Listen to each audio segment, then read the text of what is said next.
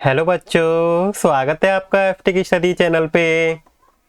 आज मैं आपको क्लास 7 का चैप्टर नंबर 9 एक तिनका कराने जा रहा हूँ।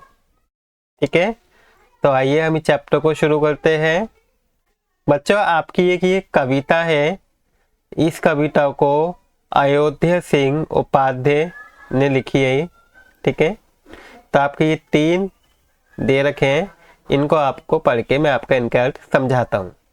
तो देखिए, फर्स्ट काव्यांश में आपको दिया हुआ है कि मैं घमंड में भरा ऐठा हुआ।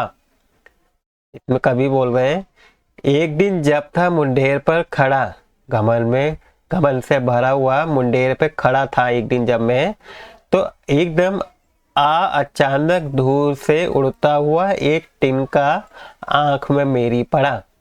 जैसे ही मुंडेर पे खड़ा हुआ था तो मेरी आंख पे क्या गिर गया? एक तिनका गिर गया अचानक से। मैं झिझक उठा, जैसे ही तिनका मेरी आंख में गिरा तो मैं क्या हो गया? एकदम से झिझक उठा, बेचैन हो गया। मेरी आंख क्या होगी? लाल होकर दुखने लगी।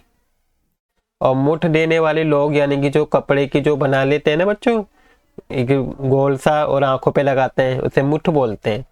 तो मुठ देने वाले कपड़े की लगी ऐठ बेचारी दबे पांव भागी। जो ऐठ थी, इस तिनके ने क्या करा?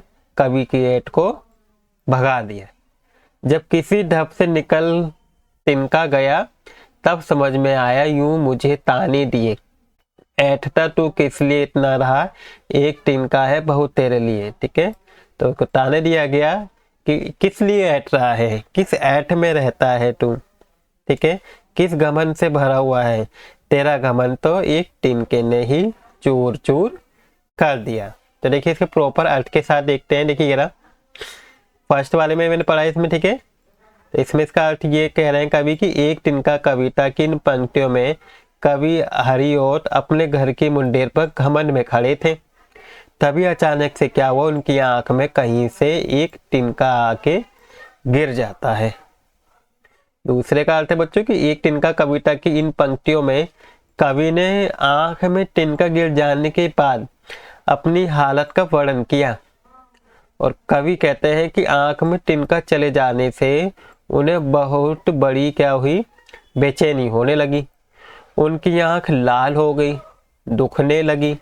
लोग कपड़े का उपयोग करके उनकी आंखों से तिनका निकालने की कोशिश करने लगे, मुठ बना के। इस दौरान क्या हो गई? जो कवि के अंदर ऐठ थी और घमंड था, वो बिल्कुल क्या हो गया?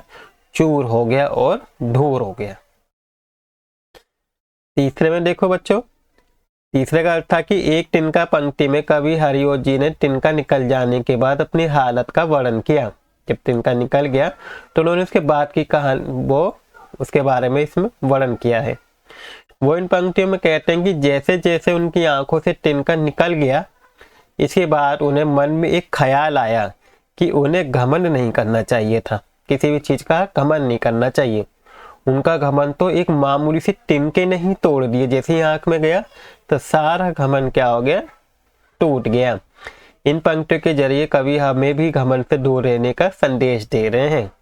चाहे इंसान कितना भी बड़ा क्यों ना हो जाए, ठीक, कितना अमीर क्यों नहीं हो जाए, कितना पैसे वाला क्यों ना हो जाए, उस इंसान को कभी भी घमंड नहीं करना चाहिए, क्योंकि एक छोटा सा तिनका भी क्या कर सकता है?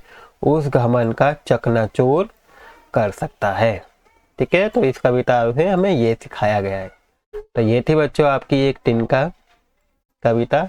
आई होप आपको पूरा तीनों काव्यांश अच्छे समझ में आ गए होंगे इनके अर्थ के साथ, और वीडियो भी बच्चों अच्छी लगी होगी।